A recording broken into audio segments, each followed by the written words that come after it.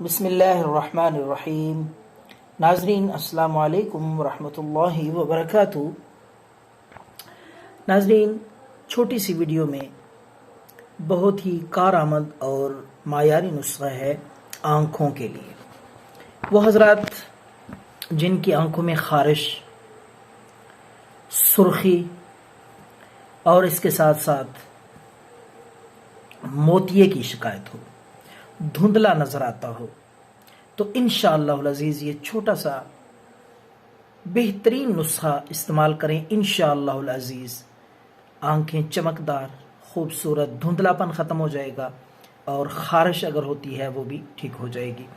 तो एक पाव आपने खीलें ले लेनी हैं, चने, भुने हुए चने, उनकी खीलें, छिलका उतार के।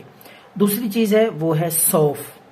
सौंफ आप 50 ग्राम साफ करके अच्छी तरह उसका छिलका उतार के सौंफ के चावल निकाल लेने हैं। और इसी तरीके से तीसरी चीज़ है वो है नारियल गरी। उसको बारीक आपने कुतर लेना है, बारीक कर लेना है। तो इन तीनों चीज़ों को सबसे पहले आपने चने, सौंफ और गरी बारीक करके, उसके बाद आपने हस्बे ज़रूरत तकरीबन 50 ग्राम तक आप उसमें मिस्री सफ़ेद बारीक करके उसमें मिक्स कर लें। तो ये आपका नुस्खा तैयार है। रात को सोने से पहले 2 चम्मच इसके इस्तेमाल करें।